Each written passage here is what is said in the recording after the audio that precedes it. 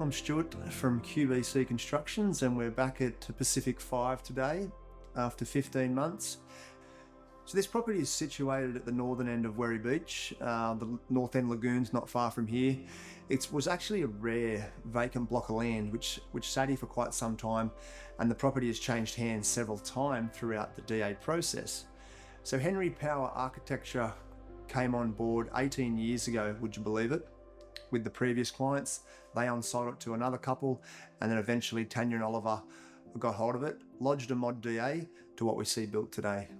We sat at the back actually on a granny flat they already had built here, and we just really got on the same page, and away we went. I think being 15 years into my building career, we do have the luxury now of making sure not only the project is the right one, the clients are also the sort of people we want to work with. And the location, well, that's just a plus in the end. Myself and the team really wanted to build this property for three major reasons. The clients are amazing, focused and very, very driven. The design was incredible, really excited our team, and the location. This is our fifth one in the street. We couldn't wait to get back and start. We first built on Pacific Avenue back in 2011 for some lovely clients. They did a very coastal cladded property down near the fish shop.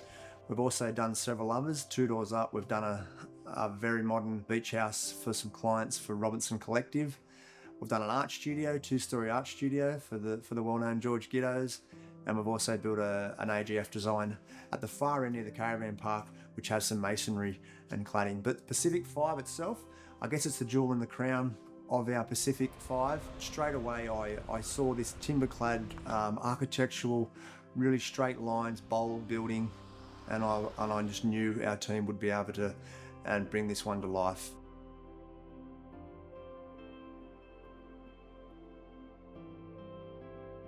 So when I first started looking at this project back in tender stage, and immediately I saw the amount of detailed craftsmanship that would be required to make this place to what it is today. So when the Carpenters got on site, there was an extreme amount of discussion about how we're going to make things work, flow together. There's a lot of timber meeting aluminium, obviously working with natural products that brings its own element of challenges.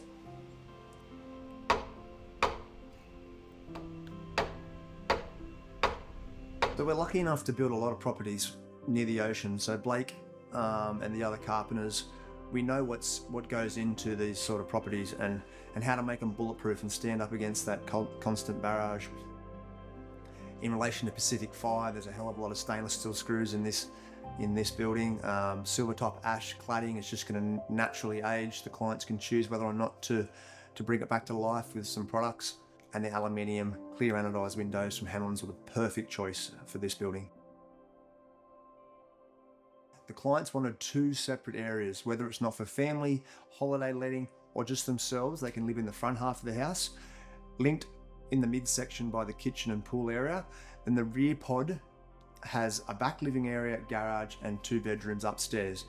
So if you're in the front upstairs area, there is absolutely zero noise transfer through to the back. And this requires the property to have 2 staircases, which works well for the home. The design factor for this was to fill the middle of the home with light. It's extremely private due to its 2 wings either side of it, and opening up that large 8-metre door to give you a 4-metre centre opening, you're literally steps away from the pool, entertaining, or that beautiful northern sun flowing in winter.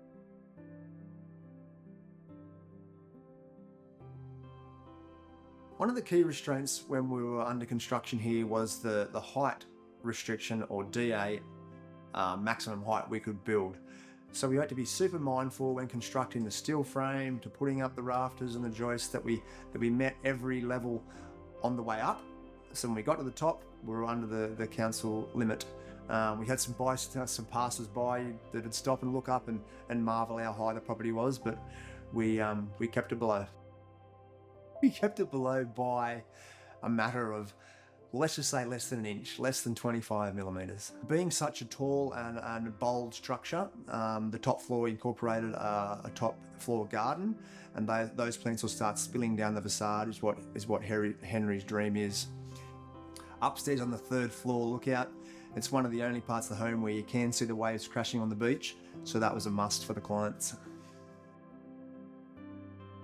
One of my favourite features of the building would definitely be this 8-metre timber 2.4 high sliding door in 4 panels. It really lifts the middle of the home and sucks that northern light in, and the pool area blends into the kitchen dine area.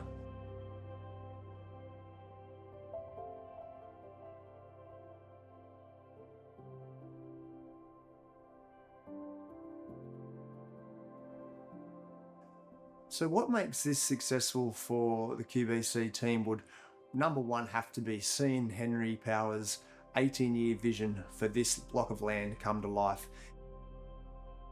That was a real joy to see.